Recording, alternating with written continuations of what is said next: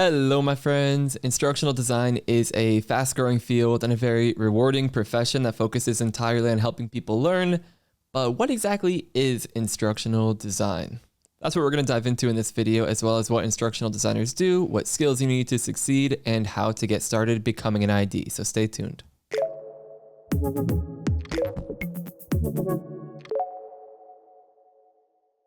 So welcome back to the channel. If you're new here, my name is Devlin Peck, and today we're going back to the basics. We're going to dive into what exactly instructional design is. So put simply, it's the process of designing and developing learning experiences and resources. So it's an interdisciplinary field, and it draws on learning science, human-computer interaction, educational psychology, systems theory, and a whole lot more.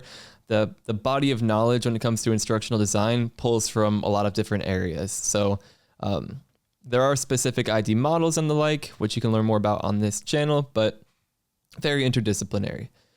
So a good way to talk about what instructional design is by talking about what instructional designers do. That can generally give you a pretty good idea of the profession. So put simply again, instructional designers are the ones who create the learning experiences and resources. Their whole goal is essentially to make it easier and more enjoyable for people to learn, or they eliminate learning to help people do their jobs more effectively. And we'll get into that a little bit later by what we mean by eliminating learning. But the main idea is that instructional designers help people learn. That's the simplest way to think about it. So they can work in corporate settings, education settings, higher education, K-12, or even they can be independent entrepreneurs and help people learn as part of their business model. So the primary responsibility is to bridge gaps in knowledge or skill.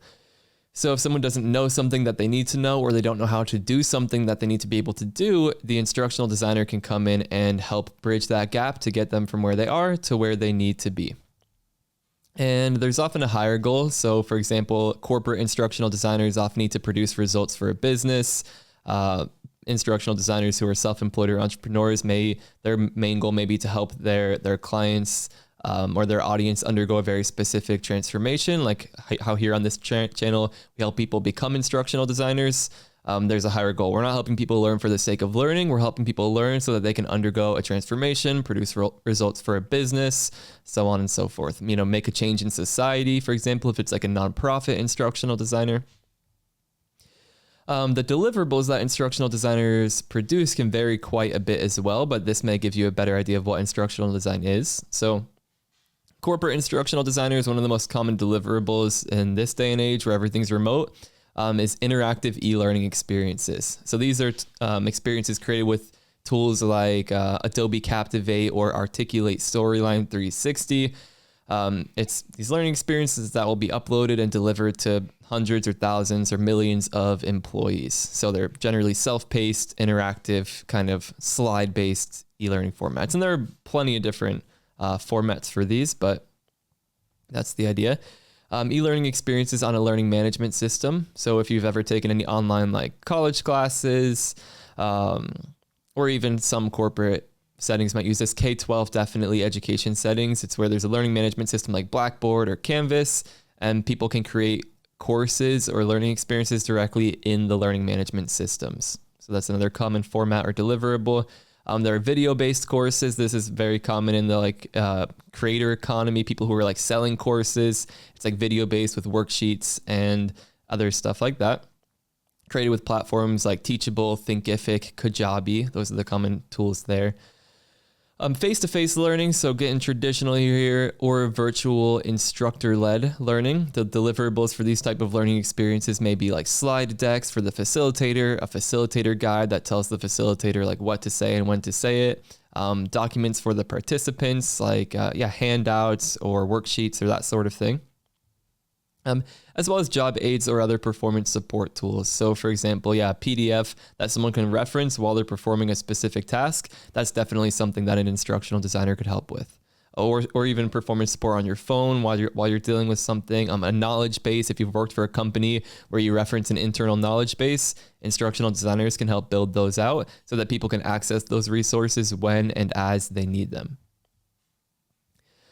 All right, so most instructional design projects follow a pretty similar process, or at least they have pretty similar elements, I should say. So most of these processes stem from the ADDIE model of instructional design. We have a full video about that. It's generally what people first learn about when they dive into instructional design. So we should dive into it here.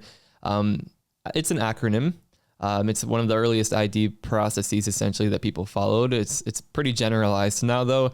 And most of the processes have these 5 elements. So the first one is analysis. So put simply, this is where you learn more about your audience and the problem. So you conduct interviews, observation, review any data you have. We want to make sure we know what the problem is and who our audience is so that we can serve them effectively. Then there's design. So this is where you do any additional research or work with subject matter experts to plan and write the learning solutions, the learning objectives, all of that good stuff. So you're actually writing out the objectives. A deliverable here is essentially a storyboard or a script or multiple of those documents. Then it moves into development. So this is where you bring those written solutions, so those storyboards or script, into their final form by using any necessary technology. So maybe recording videos of someone speaking, or maybe it's self-paced e-learning with like animated videos, lots of different options there, but this is where you're actually using the tools to bring those pieces to their final form. Then there's implementation, which is where you actually deliver the learning experience. So if it's a face-to-face experience, this is where the facilitator actually goes in front of the audience and delivers it. Or if it's an online thing, this is where it actually gets uploaded to the learning management system and students get assigned to that course or experience or whatever it is. So it's where you actually connect what you've created with your audience. And then there's evaluation. So this is where you want to look at the data, you want to measure the results, do surveying to determine the effectiveness of the program and then update it if or as needed to make it more effective. So that's the process in a nutshell. There are other more modern processes. Again, other videos on the channel to help you learn more about different processes and a full video about ADDIE if you want to learn more about this most common process. Okay, but put simply, instructional design, the main goal is to know your audience and help them achieve their goals by helping them learn. So you, again, bridge those knowledge and skill gaps. That's the main goal of an instructional designer, particularly if it's helping someone achieve a specific goal. And here's the caveat. The other way to go about it is by eliminating learning. So making it so that people don't have to learn something. And I debated putting this in here, but I think this is an important concept, especially for new people coming into the field. It doesn't always have to be, oh, let me build a course for that, or let me build a full learning experience. Sometimes you can be a much more effective instructional designer by creating some kind of resource so that people can access so that they don't have to actually learn and memorize the thing themselves. So I should say this is a term I got from Nick Shackleton-Jones. I love how he phrased it. We have a Q&A with Nick Shackleton-Jones if you want to learn more about how people learn. But the goal here is to essentially provide performance support or tools so that people don't need to memorize information. So some examples here: GPS while driving. While you're driving down the road, I mean, like myself, I don't memorize where to go really. I just kind of have my phone up on the dashboard essentially, and it's telling me turn by turn where to go. So I don't have to commit to memory how to get to certain places. I can just put in an address and I just look at my phone. I don't have to actually learn anything. Googling info when I need it. Another example there. We don't need to memorize a lot of things because Google is kind of like a second brain for some of us. We just Google what we need and we have it within a couple of seconds.